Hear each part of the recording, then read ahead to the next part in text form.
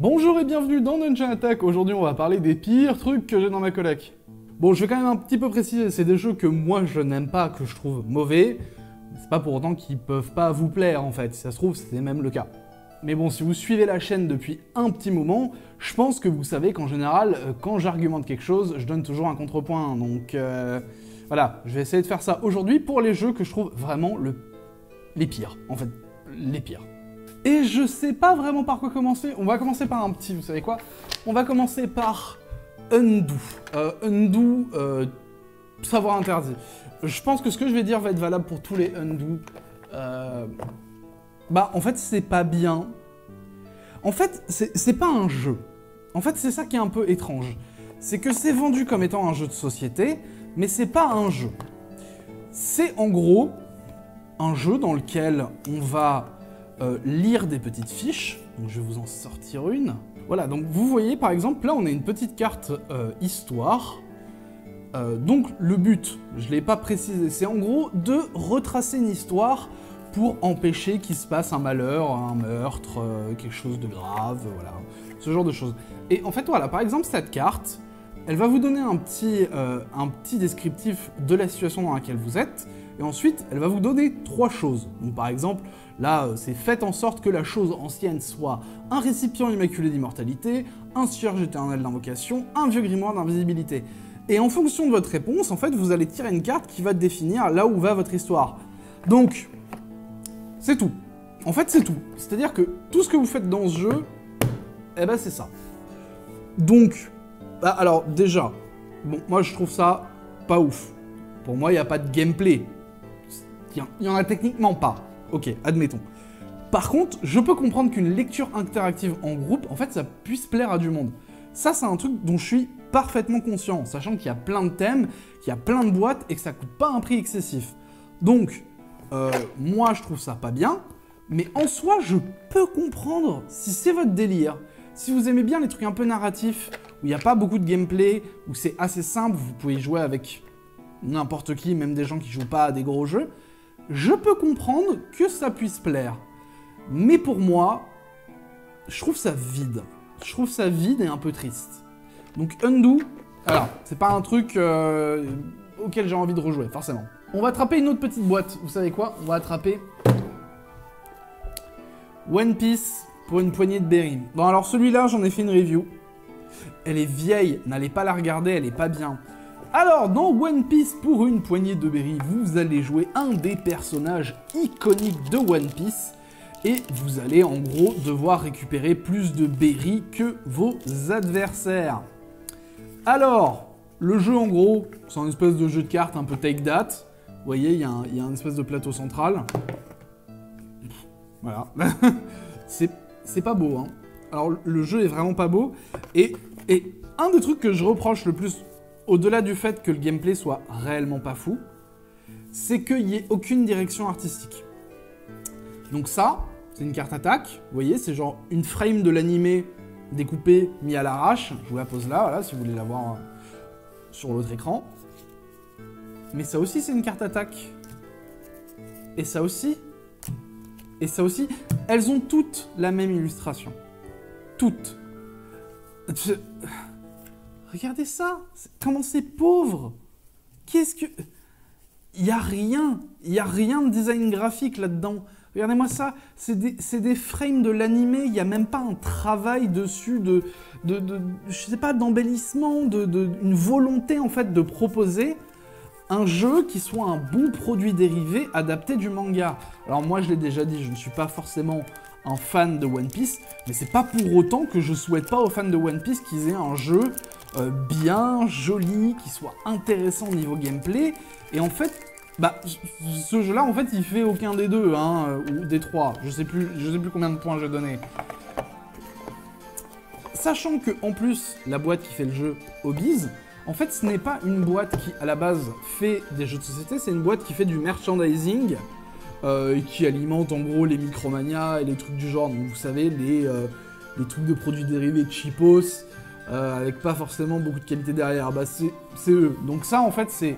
un produit dérivé de cheapos, où il y a un jeu de société avec, et c'est pas bien, et même pour des fans, je ne le recommanderais même pas. Ouais, en vrai, et ça je l'avais dit dans ma chronique, je vais le poser parce que, voilà, ça je l'avais dit dans ma chronique, si Yoka Baitsume s'occupe d'un jeu One Piece, je pense que ça pourrait être défoncé. Ils ont fait le jeu Senseiya, il est bien, c'est un bon jeu, et c'est une bonne adaptation dans le sens où ça reprend le matériel d'origine sans le dénaturer, c'est-à-dire que c'est les mêmes persos, ils sont voilà, sur les cartes, mais il n'y a rien qui a changé par rapport au matériel d'origine. Alors forcément, ça suit pas forcément la trame du manga ou de l'anime, il faut bien adapter à un moment, mais tout est dessiné correctement, tout est bien produit, tout est bien fait, et c'est un bon produit dérivé. C'est-à-dire que même si vous jouez pas à des jeux de société, vous achetez ça, vous le mettez sur une étagère, où vous exposez les cartes, ça défonce, c'est trop bien, et derrière, il y a un jeu qui est bon. Donc voilà, One Piece, c'est pas du tout ça. Et ça me fait un peu de peine pour les fans de One Piece, parce que franchement, les gars et les meufs, vous méritez mieux. Surtout pour un manga aussi populaire, ça doit être, je pense, le manga le plus populaire qui existe, One Piece. Ça a dû dépasser Dragon Ball Z. Mais ouais, c'est pas bien. C'est pas bien. Allez, non, j'allais dire allez voir ma chronique sur One Piece. Non, n'allez pas voir ma chronique sur One Piece. Elle est pas bien. Elle est vieille de ouf. Bref. Pendant que mon doigt reste ici, on va attraper Deadline. Bon. Alors, Deadline, je vais pas le matraquer autant que One Piece. Voilà, je vous le dis, je vais pas le matraquer autant. Je trouve ça de... je trouve ça de très mauvais goût, en fait. Je vais vous expliquer, vous allez voir. En fait, dans le jeu, il va falloir qu'on classe des gens par date de naissance, date de décès et durée de vie. Voilà. Donc, en gros, on prend une carte. Donc là, par exemple, nous avons la carte de Tupac Shakur, qui, en gros, est né en 71, a une durée de vie de 25 ans, et une date de décès en 96. En gros, donc, on va faire 3 pistes. Donc, une pour la durée de vie, une pour la naissance, une pour le décès, et on va placer cette carte face cachée, sans savoir les dates, en fait, dans la pile, et on va devoir bouger la pile pour réussir, en fait, à gagner des points du score en fonction de comment on a placé les gens. Alors, bah, vous me direz, quand c'est des célébrités, bon, bah, ça va, là, on a Kurt Cobain, Charles de Gaulle, Charles Aznavour, Catherine de Médicis, Carlos, voilà. Mais il y a des trucs, genre, il y a le petit Grégory. Ou attendez, comment elle s'appelle, cette pauvre femme? Il y a Eva Braun. Il y a des trucs... Alors, c'est pas elle, hein, quand je disais... attention, non. Oula, c'est pas elle, la pauvre femme, hein. Vous m'attraperez pas là-dessus, hein, attention, hein. Ouais, Jean-Luc Delarue... Et Hugo Boss, tiens, on est dans le même... dans le même thème qu'avant, tiens. Oui, Rasputin, Gandhi, Lénine... Non, mais il y a des trucs où c'est vraiment de très mauvais goût. Genre, vraiment, t'es là en mode... Ah, vous avez mis un... Genre, oui, Marie Trintignant, je crois. Et dedans, par exemple... C'est... En moi, ça me dérange pas d'avoir un jeu glauque ou dark, machin, ou truc. Mais là, non, quoi. Bon, par contre, honnêtement, le jeu est bien produit. C'est plutôt joli, c'est assez classe. Il y a un espèce de liseré brillant. C'est très joli. Franchement, c'est pas mal. Bon, bah, c'est un party game, hein. Moi, déjà, de base, je suis pas fan de party game. Et là, je le trouve un petit peu de mauvais goût, donc bon... Mais honnêtement, là, pour le coup, je sais que moi, je dis que c'est mauvais, mais là, je sais que c'est moi. Je pense qu'il y a d'autres personnes qui verront aucun problème à ça et qui le prendront au second degré. Je suis peut-être pas assez détaché de tout ça pour... Voilà, je suis trop sensible. J'ai un petit cœur d'artichaut, moi, vous comprenez? Quand on me met des trucs comme ça, moi, ça me fait de la peine. Donc, voilà, pour Deadline, que je trouve mauvais, mais je comprends. S'il y a des gens qui aiment bien, voilà, je vais pas non plus dire que c'est le pire jeu du monde, c'est pas le cas. Alors par contre, Prochain jeu, là, je l'ai dans le coin de mon œil. Il est là. Il est au bout de mon doigt. Genre... Au bout de mon doigt. Celui-là, il va être polarisant. Donc, je vais essayer... Attention. Hein. Je vais essayer au maximum de vous expliquer mon point de vue tout en n'invalidant pas le vôtre. C'est un exercice pas facile. Le chat veut rentrer. Je reviens. Ah là, je suis là, petit chat est rentré. Bah, coucou petit chat. Regardez-la comme elle est belle. Oh, t'es une star. Oh, t'es une star. Eh ben, je suis désolé, elle va rester là un petit moment. Elle est en train de me bouffer le doigt comme si je lui devais de l'argent. Bref, on va parler du prochain jeu. C'est... Attention, petit chat. C'est Mindbug. Mindbug, je trouve ça pas bien. Et c'est pour ça que je disais que ça va être polarisant, parce que Mindbug, c'est un méga succès, quoi. Il y a plein de gens qui jouent au jeu, il y a des tournois de Mindbug, c'est ultra populaire, ça marche à mort, mais non. Mais du coup, voilà, alors c'est ce que je disais, c'est que je vais essayer de vous expliquer. Mais arrête de me manger le doigt. Je vais essayer au maximum de vous expliquer les raisons pour lesquelles moi je n'aime pas Mindbug, et ce sera déjà pas mal. Alors, Mindbug, c'est un jeu d'affrontement pour 2 joueurs dans lequel vous allez avoir déjà des Mindbugs, qui sont ces petites cartes-là. Je vais vous les montrer par là aussi. Hop, je fais un peu de place. Hop là, les Mindbugs. Et en fait, vous allez avoir des cartes avec des puissances. Alors, c'est très comme Magic, hein. Elles ont des keywords qui font des choses différentes. C'est d'ailleurs fait par la personne qui a fait Magic, donc là il y a une petite connexion quand même. Et en fait, au début de la partie, on va vous distribuer des cartes qui vont faire votre deck. Donc en fait, vous n'avez pas d'éléments de deck building. Et alors ça, c'est déjà le premier truc qui me pose souci. C'est que je vois pas comment on peut rendre... J'allais dire, en fait, ça me pose souci qu'il n'y ait pas de deck building. Non, pas vraiment, parce que je pense qu'on peut quand même faire un jeu compétitif, même en n'ayant pas d'éléments deck building. Et le jeu le fait, il a une scène compétitive, donc voilà, je vous montre un petit peu, hop, je vous mélange un petit peu ça pour que vous voyez quelques illus. Les illus sont trop bien, par contre, elles sont vraiment super chouettes. Mais en fait, moi, je trouve que c'est Magic coupé à l'eau. C'est genre Magic coupé à la flotte. Et à la base, je le comprenais étant dans une petite case, c'est-à-dire que... Alors c'est un peu Magic, mais c'est quand même vachement plus light, avec justement la mécanique de Mindbug. Quand on veut, on peut utiliser un Mindbug pour voler la créature de l'adversaire. Donc il y a un tout petit peu de mind game, c'est pas compliqué, voilà, je le voyais dans cette case-là, mais maintenant il y a eu plein d'extensions qui sortent, qui rajoutent plein de keywords. Vous allez voir, à la fin de Mindbug dans quelques années, ça va être Magic the Gathering sans deck building. Et là, je ne vois plus l'intérêt, en fait. Quand un jeu est simple et qu'il n'a pas d'éléments de deck building, je peux parfaitement le comprendre, mais quand un jeu devient très complexe, avec plein de keywords, plein de trucs différents, de machins, bah, laisse-moi faire mon deck. Je sais pas. Laisse-moi au moins choisir avec quoi je pars au charbon, quoi.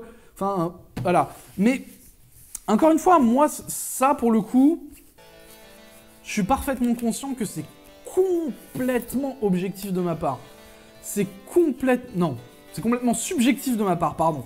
C'est complètement subjectif de ma part, c'est mon ressenti par rapport à Mindbug, et en soi, je trouve pas le jeu mauvais, en plus. Je l'aime pas, je ne le sors jamais dans ma collection. J'ai discuté avec d'autres personnes qui ont le même avis que moi, d'ailleurs, sur Mindbug, donc mon avis s'en est retrouvé sûrement concerté par rapport à ça. Donc, si vous aimez Mindbug, laissez-moi un commentaire pour me dire pourquoi Mindbug ça défonce, pourquoi il faut que je lui redonne une chance, pourquoi est-ce que je devrais doser Mindbug. Faites-moi envie et on en reparlera sûrement de Mindbug. Allez, le prochain. Oh là là, il n'y a que des gros trucs. Vous savez quoi, on va évacuer ça. Race to the Newfoundland. Alors, Race to the Newfoundland, c'est un Eurogame. J'aime pas ça. Voilà. Dans lequel on joue, en gros, j'allais dire des pirates, pas du tout, mais alors pas du tout. On joue des explorateurs tentant de simplement faire des échanges, coloniser. Hein. Voilà, il y a une petite vibe colonialiste. Hein. Voilà, comme souvent les Eurogames. Bon, alors, ok. Déjà... Bon, alors c'est un Eurogame. Il y a de tout, partout. Là, vous voyez sur le board, là, c'est un bordel sans nom. Et en fait, alors ce jeu, j'y ai joué. J'ai joué 2 fois avec ma copine, et à la fin de la partie, c'est pas qu'on n'avait pas eu l'impression de jouer à un jeu, c'est qu'on est ressorti vide. Je sais pas si ça fait sens ce que je raconte. On est sorti en mode, on a joué à un truc là? Est-ce qu'on a fait quelque chose? Est-ce qu'il s'est passé quelque chose en fait? Et c'est terrible, le jeu n'a aucune mécanique. Genre, ah oui, alors c'est un Eurogame, il faut machin, truc, il y a plein de trucs, hein. Mais il y a rien d'intéressant, quoi. On dirait, vous savez quoi, en fait, on dirait un petit peu, vous savez les mécaniques secondaires qu'on a dans des Eurogames des fois. Genre, les récompenses dans Terraforming Mars, ce genre de choses. Et ben en fait, j'ai l'impression que c'est un Eurogame avec que des objectifs secondaires d'autres Eurogames, en fait.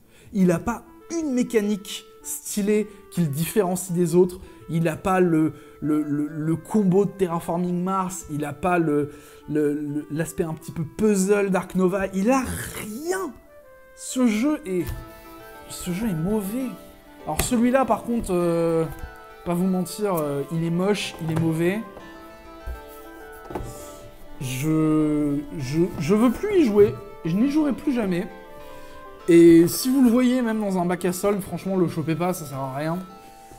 Il y a plein d'Eurogames avec des bateaux et un peu d'échange de ressources qui sont 100 fois mieux. Francis Drake est mieux apparemment. Donc Race to the Newfoundland, franchement, n'essayez pas, ça vaut pas le coup. Et du coup, vous êtes sûrement en train de vous dire, mais attends, Salem, t'aimes pas plein de jeux? Mais tu le gardes dans ta collection, c'est bizarre. Oui, en effet, c'est la réflexion que Seb m'a fait. Seb, d'ailleurs, qui est un youtubeur très chouette, je vous mettrai son lien dans la description. Donc, une critique tout à fait valable, pourquoi tu ne vends pas les jeux que tu n'aimes pas? En fait, c'est simple, à terme, j'aimerais beaucoup avoir ici, donc, privatiser la pièce, pour en fait faire des soirées jeux de société et ouvrir un espèce de club où les gens pourraient venir et jouer à des trucs, et peindre des figurines, et faire des trucs chouettes, tous ensemble. Et du coup, je garde tous ces jeux parce que bah, moi, c'est peut-être pas mon truc, mais ça peut convenir à du monde. Et juste pour ça, je pense qu'il faut donner une chance à ces jeux. À tous ces jeux. À tous les jeux dont j'ai parlé là. Et même à tous les jeux dont je voulais parler, mais genre Rolling Bandit, Defender of the Realm, ou Donjons et Dragons, l'aventure commence. Et au final, je me suis dit que ça valait pas le coup d'en parler pour une raison simple. C'est que les critiques que je vais faire à ces jeux sont très similaires aux critiques que j'ai données pour ces jeux-là. Et du coup, moi sur cette chaîne, j'ai plutôt envie de vous donner envie de jouer à des jeux et pas de démonter des trucs.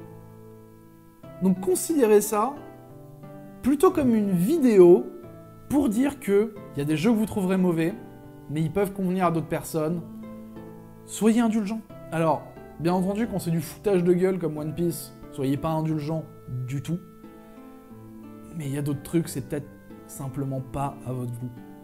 Et c'est pas parce que quelque chose n'est pas à votre goût que c'est forcément mauvais. Alors ouais, je sais, c'est le titre de la vidéo, blablabla. Voilà, il faut bien faire du clic sur YouTube, hein. Ouais, vous connaissez comment ça marche. Mais Mindbug, c'est pas mauvais. C'est pas à mon goût. C'est pas pareil quand même. Bref. J'espère que cette petite vidéo vous aura plu. Avec un joli discours à la fin. Je vais mettre une musique épique en mode États-Unis avec le cœur sur la main. Le cœur il est de l'autre côté. Bref, je vous fais des gros bisous. On se revoit bientôt pour une prochaine vidéo. Ciao!